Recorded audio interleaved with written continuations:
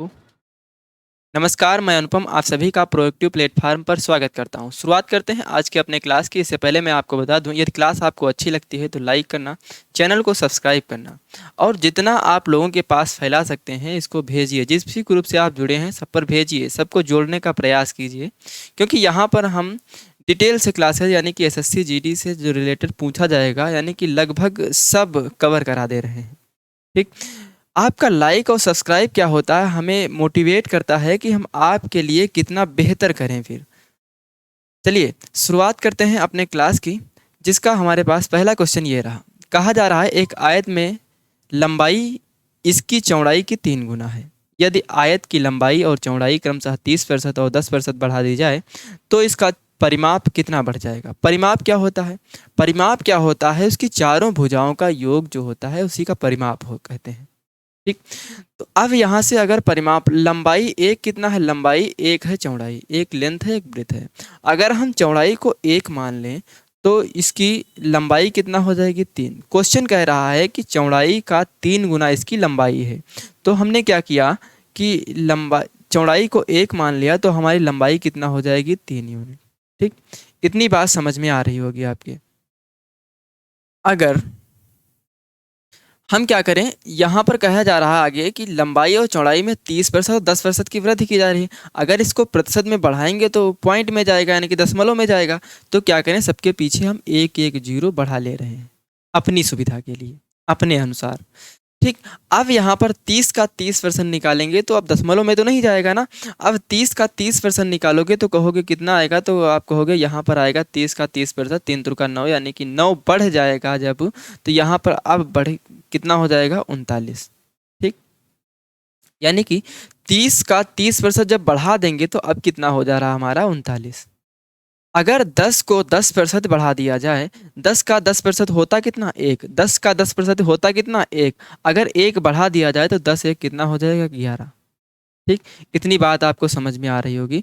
हमारा जो पुराना परिमाप था वो कितना था, 30 10 40, और 40 का दूना कर देंगे क्योंकि 2 लंबाई 2 चौड़ाई होती हैं, यानी कि भुजाएं आयत में कितना होती है, 4, जिसमें 2 लंबाई 2 चौड़ाई होती हैं। तो यहाँ पर इसका दूना कर देंगे तो हमारा कितना आएगा, 80। यानी कि उसका पहले जो परिमाप था वह 80 यूनिट था, लेकिन अब कितना हो रहा बढ़ाने के बाद, 39 और 11 कितना होगा, 50, और 50 का दूना कर दें यानी कि परिमाप है 2 लंबाई 2 चौड़ाई होंगी इसी के अनुसार, तो अब कितना हो जा रहा है, 100। अगर हम आपसे पूछें कि बताइए कि पहले उसका परिमाप कितना था, तो कहोगे पहले उसका परिमाप था 80, अब कितना हो गया, तो कहोगे अब हो गया 100। तो बताइए यहाँ पर कितना बढ़ गया, तो कहोगे 20 बढ़ गया। किससे बढ़ा, पुराने परिमाप से। किससे बढ़ा, पुराने परिमाप। तो पुराना परिमाप हमारा था कितना, 80, यानी कि 80 से बढ़कर 100 हुआ ना। तो यहाँ पर हम पूछें कितना प्रतिशत बढ़ा, तो इंटू 100 कर दोगे, 0 से 0 कैंसिल, 2 एक 2, 2 चक्कू 8, 4 से इसको काटेंगे, 4 25 चक्कू 100, यानी कि हमारा जो परिमाप बढ़ा वो कितना बढ़ा, 25%। कितना बढ़ा, 25%। आगे बढ़ते हैं। अगला क्वेश्चन कह रहा है जब किसी संख्या को 216 से बढ़ाया जाता है तो वह स्वयं की 140% हो जाती है, वह संख्या क्या होगी। देखिए, एक संख्या थी, उसको बढ़ाया गया, उसको कितना बढ़ाया गया, 216 बढ़ाया गया। जब 216 बढ़ाया गया तो वह संख्या स्वयं क्या कितना हो गई, 140%। अगर हम पूछें आपसे कि बताइए 140 की फ्रैक्शन वैल्यू क्या होती है, तो यहाँ से कहोगे 140 की फ्रैक्शन वैल्यू होगी 7/5। यानी कि वह मूल संख्या हमारी कितना थी, 5, अब बढ़ गई, बढ़कर कितना हो गई, 7। तो इसमें कितना बढ़ोतरी हुई, तो कहोगे 2 की बढ़ोतरी हुई। अब जो हम 2 यूनिट की बढ़ोतरी कर रहे हैं ये किसके बराबर है, तो कहोगे ये 216 के बराबर है। अब हमको क्या पूछ रहा है यहाँ से, वह संख्या क्या है, यानी कि मूल संख्या पूछ रहा है। तो यहाँ से 1 यूनिट की वैल्यू निकालेंगे तो यहाँ पर 2 एक 2, इसको काटेंगे, 2 एक 2, 2 8 16। वह संख्या कितनी थी, यानी कि वह संख्या 5 यूनिट थी। अब हमको चाहिए 5 यूनिट का मान। ये जो है 1 यूनिट का मान, अगर हम इसे 5 में मल्टीप्लाई करा दें तो 5 यूनिट का मान निकल आएगा। तो 5 8 40 और 5 एक 5, वह संख्या कितना थी, 540। वह संख्या कितना थी, 540। चलिए अगले क्वेश्चन की तरफ बढ़ते हैं। अगला क्वेश्चन कह रहा है हमारा, किसी संख्या को 20% बढ़ा दिया जाता है, मूल संख्या पर वापस आने के लिए बढ़ी हुई संख्या को कितना प्रतिशत कम करना होगा। अगर हम आपसे पूछें कि 20% की फ्रैक्शन वैल्यू क्या होती है, तो कहोगे 20% की फ्रैक्शन वैल्यू होती है 1/5। कोई संख्या थी, वह कितना थी, 5 यूनिट। नीचे वाली संख्या क्या होती है, मूल होती है, यानी कि अपने आप में कितना होती है, 100%। तो वह संख्या कितना थी, हम आपसे पूछे संख्या कितना थी, तो कहोगे 5 यूनिट। अगर हम उसको बढ़ा दें, कह रहा है कि किसी संख्या को 20% बढ़ा दें, यानी कि 5 का 20% है कितना, 1। अगर 5 से 1 बढ़ा दें तो वह संख्या कितना हो जाएगी, 6। हमारी पुरानी संख्या कितना थी, 5 यूनिट। अब नई संख्या बढ़ने के बाद हो गई 6 यूनिट। अगर हम फिर बढ़ी हुई संख्या को पुनः वापस लाते हैं, यहाँ पर कहा जा रहा है कि मूल संख्या पर वापस आने के लिए बढ़ी हुई संख्या को कितना कम करना होगा। तो यहाँ से देखिए, अगर हमको 6 से 5 पे वापस आना है तो कितना कम करना होगा, तो आप कहोगे 1 कम करना होगा। कितना कम करना होगा, 1 कम करना होगा। किससे कम करना होगा, तो कहोगे 6 से कम करना होगा। कितने प्रतिशत, इंटू 100। यहाँ से 6 एकन 6, इसको काटेंगे तो यहाँ पर 16 छक्का 96, यानी कि कितना आएगा, 16 सही 4/6। इसको और थोड़ा सिंप्लीफिकेशन यहाँ से कट जाएगा, 2 दूना 4, 2 तिहाई 6। तो यहाँ पर कितना मान आएगा, 16 सही 2/3%। यानी कि अब हमको वापस नई संख्या से पुरानी संख्या पर आने के लिए उसको कितना कम करना पड़ेगा, 16 सही 2/3%। ठीक, अगले क्वेश्चन की तरफ बढ़ते हैं।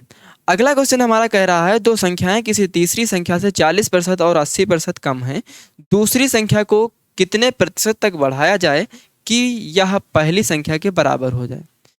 जैसे हमारे पास 3 संख्या हैं, फर्स्ट, सेकंड और थर्ड। कह रहा है कि दो संख्याएं किसी तीसरी संख्या से, तो तीसरी संख्या अगर हम 100 मान लें तो पहली संख्या क्या है, 40% कम है। अगर 100 का 40% होता कितना है, 40। अगर 100 से 40 कम हो जाए तो ये कितना हो जाएगी, 60। दूसरी संख्या 80% कम है, 100 का 80% कितना होगा, 80। अगर 80 कम हो जाए तो ये कितना बचेगी, 2। इतनी बात आपको समझ में आ रही होगी। फिर यहाँ पर कहा जा रहा है कि दूसरी संख्या को कितने प्रतिशत तक बढ़ाया जाए ताकि वह पहली संख्या के बराबर हो जाए। पहली संख्या के बराबर यानी कि दूसरी संख्या को हम कितना बढ़ाएं कि पहली संख्या के बराबर हो जाए, तो आप कहोगे इसको 40 बढ़ाना पड़ेगा। किससे बढ़ाना पड़ेगा, इस 20 से बढ़ाना पड़ेगा। अब हम पूछे कितना प्रतिशत, तो इंटू 100 कर दोगे। 0 से 0 कैंसिल, 2 एकन 2, 2 दूना 4, ये 2 से 100 में कराएंगे तो कितना आएगा, 200%। यानी कि उस संख्या को अब कितना बढ़ाना पड़ेगा, 200% अगर बढ़ा दें तब वह संख्या जो होगी पहली संख्या के बराबर होगी। दूसरी संख्या को 200% बढ़ा दें तब वह पहली संख्या के बराबर होगी। चलिए अगले क्वेश्चन की तरफ बढ़ते हैं। अगला क्वेश्चन कह रहा है कि 900 अधिकतम अंकों में से ए ने एक विषय में 72% अंक प्राप्त किए और दूसरे विषय में अधिकतम 700 अंकों में से 80% अंक प्राप्त किए। यदि परिणाम दोनों विषयों की सम्मिलित प्रतिशतता पर आधारित हो तो बताइए सम्मिलित प्रतिशत क्या है। ठीक, तो यहाँ पर देखिए पूर्णांक कितने का है, 900 का 700 का। पूर्णांक कितने का है, 900 का 700 का। अगर हम दोनों परीक्षाओं के पूर्णांकों का अनुपात के बात करें तो कहोगे यहाँ पर ये 900 का है, ये 700 का है, 0 से 0 कैंसिल हो जाएगा। अब इसका अनुपात कितना निकल कर आएगा, 9:7। अगर आगे कहा जा रहा है कि ए ने एक विषय में 900 में से 72% अंक प्राप्त किए। ये कितने प्राप्त किए, ए ने, ये मान लो किसका है, ए का, और ये किसका है, बी का। ए ने 900 में से 72% अंक प्राप्त किए। ठीक, इतनी बात ठीक है, चलो 72% प्राप्त किए। बी ने क्या, फिर क्या दूसरे विषय में, मतलब एक विषय में क्या किया, 900 में से 72% प्राप्त किए और दूसरे विषय में क्या किया, 700 में से 80% अंक प्राप्त किए। तो यहाँ पर अगर इसको हम ऐसे लिख सकते हैं, 72 + 8%। इसको ऐसे लिख सकते हैं ना, बिल्कुल लिख सकते हैं, क्योंकि यहाँ पर पूछा जा रहा है कि यदि परिणाम दोनों विषयों की सम्मिलित प्रतिशतता पर आधारित हो तो बताइए सम्मिलित प्रतिशत क्या होगा। यानी कि सम्मिलित प्रतिशत हमको निकालना है। तो अब देखिए 72% यहाँ भी है, 72 यहाँ पर है, यानी कि 72, हमारे कहने का मतलब ये है कि 72% दोनों में मिल रहा है हमको। बचा कितना? 8%। 8 की हम क्या कराएंगे? 7 में मल्टीप्लाई। आठौ सती 56, आठौ सती सॉरी 56, आठौ सती 56। अब क्या होगा? केक कटेगा तो सब में बटेगा, तो यहाँ की अनुपात जो है 9:7, तो 9 7 16। ये जो 56 है ये 16 जगह बट जाएगा सम्मिलित प्रश्न निकालने के लिए। तो कितना मान आएगा इसका? 16 तियाँ 48 और 16 पंचे 80, 3.5। अगर इस 72 में हम 3.5 जोड़ दें, अगर इस 72 में 3.5 जोड़ दें तो आंसर हमारा कितना निकल के आता है? 75.5। यानी कि सम्मिलित प्रतिशत कितना होगा हमारा? 75.5। ठीक, इतनी बात समझ में आई आपको? चलिए आगे बढ़ते हैं अगले क्वेश्चन की तरफ। अगला क्वेश्चन हमारा कह रहा है कि एक परीक्षा में 52% परीक्षार्थी अंग्रेजी में फेल हुए और 42% गणित में फेल हुए। यदि 17% दोनों विषयों में फेल हुए हों तो दोनों विषयों में कितने प्रतिशत परीक्षार्थी पास हुए हैं? फिर देखिए यहाँ पर जैसे परीक्षार्थी होंगे कितना? 100%। परीक्षार्थी कितना होंगे? 100%। अब हमको एक बात बताइए, जैसे 52% परीक्षार्थी जो हैं अंग्रेजी में फेल हो रहे हैं, 52% परीक्षार्थी अंग्रेजी में फेल हो रहे हैं और 42% परीक्षार्थी गणित में फेल हो रहे हैं, या और 17% परीक्षार्थी दोनों में फेल हो रहे हैं। तो इस 17 की काउंटिंग जो है 52 में भी हो रही है और 42 में भी हो रही है, क्योंकि ये दोनों विषयों में फेल वाले हैं। तो जब दोनों विषयों में फेल वाले हैं तो यहाँ पर अगर इसके हम ग्राफ की अगर बात करें, पहले ग्राफ बनाते हैं फिर सार्ट करते हैं। जैसे हमारे पास दो परीक्षाएं हैं, ठीक, बड़ा बनाते हैं गोला। हमारे पास दो परीक्षाएं हैं, एक कौन सी है? अंग्रेजी की, दूसरी कौन सी है? मैथ की, यानी कि गणित की। फिर कहा जा रहा है यहाँ पर अंग्रेजी में वह 52% अंक प्राप्त करता है और गणित में 42, सॉरी अंक नहीं, फेल हो जाता है। 52% परीक्षार्थी फेल हैं और गणित में 42% परीक्षार्थी क्या हैं? फेल हो गए। 17% दोनों में फेल हैं, ठीक, 17% दोनों में फेल हैं। अब देखिए जब 17% इस मैथ में 17 इधर दोनों वाले आ गए तो 42 से अगर 17 निकल जाए तो कितना बचेगा यहाँ पर? 25। यानी कि सिर्फ मैथ में कितने? 25 लोग फेल हैं। सिर्फ मैथ में कितने? 25 लोग फेल हैं। इंग्लिश की अगर बात करें, अगर 17 यहाँ पर दोनों वाले हैं तो यहाँ पर 52 में से 17 अगर निकल जाएगा तो कितना बचेगा? 35। 35 क्या है? सिर्फ अंग्रेजी में फेल हैं, सिर्फ अंग्रेजी में, दोनों वाले में नहीं इनकी गणना हो रही है, सिर्फ अंग्रेजी में फेल हैं। अगर हम इन सबको जोड़ दें तो यहाँ पर कितना होगा? 35 और 25 कितना होगा? 60, 60 10 70, 70 77, कितना? 77% ऐसे लोग हैं जो किसी न किसी विषय में अवश्य क्या हैं? फेल हैं। अवश्य कहाँ क्या है? फेल हैं। तो हमसे पूछा जा रहा है कि तो बताइए दोनों विषयों में कितने प्रतिशत परीक्षार्थी पास हैं? तो परीक्षा कितनी, यानी कि व्यक्ति हर चीज़ अपने आप में कितना होती है? 100%। तो 100% में 77% किसी न किसी विषय में फेल हैं। तो यहाँ पर पास कितने हैं? तो यहाँ पर कहोगे 23% ऐसे लोग हैं जो पास हैं दोनों विषयों में। ठीक, इतनी बात आपको समझ में आई? अगर इतनी बात समझ में आई तो अब इसको करते हैं साइड। जैसे हमारे पास कहा जा रहा है कि 52% परीक्षार्थी अंग्रेजी में फेल हुए। 52% कहाँ फेल हुए? अंग्रेजी में। 42% परीक्षार्थी जो थे ये मैथ में फेल हुए, यानी कि गणित में। यहाँ से इनको जोड़ दें और जो ये 17% दोनों में काउंट हो रहा है इसको एक बार ही काउंट करना। यहाँ ग्राफ के अनुसार समझना, यहाँ एक बार ही काउंट करना है। तो 17 क्या करें? 2 बार इसमें जुड़ रहा है तो एक बार माइनस कर दें 17%। ठीक, यानी कि फेल वाले में से फेल माइनस कर देंगे तो हमारा निकल आएगा आंसर।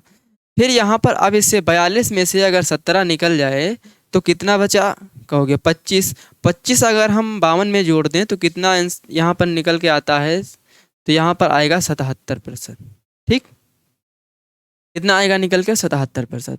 100% परीक्षार्थी थे जिसमें 77% फेल निकल गए, तो हमारे पास दोनों में पास वाले कितने बचे, तो कहोगे 23%। ठीक, इतनी सी बात आपको समझ में आ रही। अगर ऐसे भी ना समझ में आता हो तो ऐसे भी कर सकते हैं, जैसे 52% हमारे इंग्लिश में क्या थे, 52% क्या थे, इंग्लिश में फेल थे, और मैथ में हमारे 42% फेल थे। तो क्या करें, जो दोनों वाली वैल्यू होती है उसको किसी एक में घटा दें और शेष में जोड़ दें। जैसे यहाँ पर इसमें 17 घटा दें तब कितना आएगा 25, और इस 25 को 52 में जोड़ दें तो कितना निकल कर आता 77। यानी कि 77% जो विद्यार्थी हैं वो फेल हैं, परीक्षार्थी फेल हैं। तो यहाँ पर दोनों में पास वाले कितने हैं, 23%। ठीक, इतनी बात आपको बहुत अच्छे से समझ में आ गई होगी। चलिए आगे बढ़ते हैं। अगला क्वेश्चन हमारा कह रहा है कि यदि ए की आय बी की आय से 24% कम है, ए की आय बी की आय से 24% कम है, तो बी की आय ए की आय की तुलना में कितना प्रतिशत अधिक है। देखिए यहाँ पर अगर हम 24% की बात करें तो पूछें 24% का भिन्नात्मक मान क्या होगा, तो बताओ कि यहाँ पर 4 छंग 24 यानी कि 6/25 होगा। उसकी आय जो थी, अगर हम माने कि बी की आय अगर हम मान लें कितनी है, बी की आय 25, बी की आय अगर हम मान लें तो ए की आय क्या होगी, 24% कम यानी कि 6 कम है, तो ए की आय कितना होगी 19। ये किसकी आय है, ए की। ये किसकी आय है, बी की। ये किसकी आय है, ए की।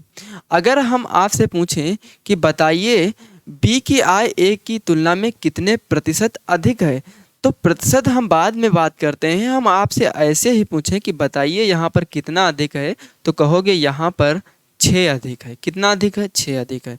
किससे अधिक है, तो किससे अधिक है, 19 से। ए से बी की अधिक है ना, तो ए की वैल्यू क्या है 19। कितने प्रतिशत अधिक है, इंटू 100। तो यहाँ से 600/19 आएगा। ऑप्शन ऐसे भी हो सकता है, या इसको सिंप्लीफिकेशन करना चाहें, सिंपल करना चाहें, सरल करना चाहें तो कर सकते हैं। 19 एकन 19, 19 तिया 57, कितना बचा 3। 19 एकन 19, 19 एकन 19, कितना बचा 11, 11/19। यानी कि आंसर कितना हमारा निकल कर आया 31 सही 11/19। ठीक, इतनी बात समझ में आई आपको। यानी कि उसकी ए की आय जो है, यहाँ पर बी की आय ए की आय से कितना प्रतिशत अधिक है, तो कहोगे 31 सही 11/19% क्या है, अधिक है। ठीक, इतनी सी बात आपको समझ में आ रही होगी। चलिए अगले क्वेश्चन की तरफ बढ़ते हैं। अगला क्वेश्चन हमारा ये है कि एक आदमी अपनी आय का 72% खर्च करता है। एक आदमी है, वह आदमी जैसे कोई भी आदमी है, उसकी इनकम कितना है 100%। हर चीज़ अपने आप में 100%। अगर वह 100 रुपया कमाता है तो 72% खर्चा करेगा, यानी कि 72 रुपया खर्च कर देगा, तो उसकी बचत कितना होगी, तो कहोगे 28%। ये क्या है उसकी इनकम, ये क्या है उसका एक्सपेंडिचर, ये क्या है उसका सेविंग। ठीक, इतनी सी बात आपको ध्यान में रखना है। आगे बढ़ते हैं। आगे कहा जा रहा है यदि उसकी आय को 28% वृद्धि हुई, मतलब आय कितनी बढ़ा दी जाए, तो कहोगे कह रहा है कि आय को 28% बढ़ा दिया जाए और उसके व्यय में 25% की वृद्धि कर दी जाए। 100 का 28% 28 होगा। फिर उसमें कह रहा है कि देखिए यहाँ पर प्रतिशत ना लगाएं तभी ठीक है, यूनिट में मान ले रहे हैं। 100 का 28% बढ़ाएंगे तो 100 का 28% 28, यानी कि 28 बढ़ाने की बात कर रहा हमसे। फिर 72 जो है हमारा खर्चा, इसमें कह रहा है 25% की वृद्धि कर दी जाए। तो 72 का 25% होगा कितना, तो कहोगे 72 का 25% कितना होगा 18। नहीं समझ में आता है तो आप निकाल भी सकते हैं। 72 का 25 यानी कि 1/4 कितना आएगा, 18 चक्कू 72 यानी कि 18। अब 18 उसका खर्चा क्या है, बढ़ जा रहा। खर्चा क्या है, बढ़ जा रहा। अगर 72 से 18 बढ़ जाएगा तो कितना हो जाएगा 90। तो यानी कि कितना 18 इसका खर्चा क्या है, खर्चा बढ़ रहा है। ठीक, 18 यूनिट क्या है, खर्चा इसका बढ़ रहा है। इतनी बात आपको ध्यान में रखना है। इतनी बात समझ आ रही है आपको, कहोगे हाँ बिल्कुल समझ में आ रही है। अब देखिए उसकी आय कितना बढ़ी, कहोगे 28। खर्चा कितना बढ़ा, कहोगे 18। तो अब उसकी सेविंग कितना, यानी कि 28 एक्स्ट्रा कमा रहा था तो 18 एक्स्ट्रा खर्चा भी कर दे रहा है।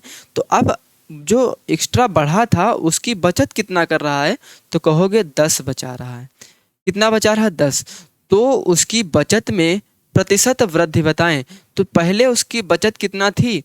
28। अब क्या है? 10 ज़्यादा बचा ले रहा है। 10 ज़्यादा, क्योंकि यहाँ पर 28 एक्स्ट्रा कमा रहा था, 18 एक्स्ट्रा खर्च कर दिया और 10 एक्स्ट्रा बचा लिया, यानी कि 28 तो बचाता ही है, एक्स्ट्रा 10 और बचा लिया। तो अगर हम आपसे पूछें एक्स्ट्रा कितना बचा लिया, तो कहोगे 10 बचा लिया। किससे बचा लिया? इस 28 से। कितने प्रतिशत? इंटू 100। अब यहाँ से काटेंगे 4 सती 28, इसको 25 बार जाएगा तो 25,250, 250 बटे 7, 7 से इसको काटेंगे 7 तुरुक 21, कितना होगा? यहाँ पर 7 तुरुक 21, 4 बचा 40, 7 और 5 35, 5 बटे 7 प्रतिशत। ठीक, इतनी बात आपको समझ में आई है। ठीक, चलिए कुछ टाइप की बात करते हैं, जैसे कुछ टाइप जो रह गए हैं उनकी बात करते हैं। जैसे हमसे पूछता है, जैसे एक नगर की जनसंख्या, क्वेश्चन पूछेगा एक नगर की जनसंख्या इस समय प्रेजेंट टाइम इतनी है और हर साल कुछ प्रतिशत बढ़ रही है, इसके आधार पर 2 साल बाद उसकी जनसंख्या कितना होगी। देखिए क्वेश्चन लिखते हैं हम, जैसे अभी वर्तमान में एक नगर की जनसंख्या जो है कितना है? 10,000। अभी वर्तमान में एक नगर की जनसंख्या कितना है? 10,000। वह हर साल 10% की दर से बढ़ रही है। वह हर साल 10% की दर से बढ़ रही है।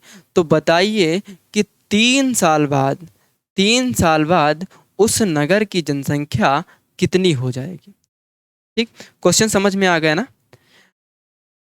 हम आपसे पूछ रहे हैं किसी नगर की जनसंख्या जो है 10,000 है, अब वह प्रत्येक वर्ष 10% बढ़ती है, तो 3 साल बाद बताइए उस नगर की जनसंख्या कितनी हो जाएगी।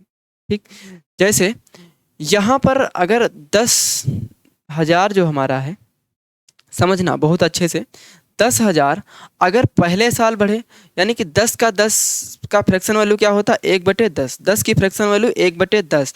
तो यहाँ पर 10 में 1 बढ़ जाएगा तो कितना हो जाएगा? 11। कितना हो जाएगा? 11। किस में? 10 में। ठीक, इतनी चीज़ समझ में आई।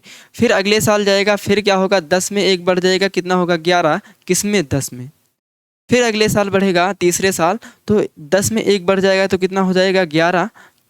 किस में? इस 10 में। ठीक, तो यहाँ से 0 से 0 कैंसिल, फिर 11 ग्रह में 121 और 121 की 11 से कराएंगे तो क्या कितना आएगा?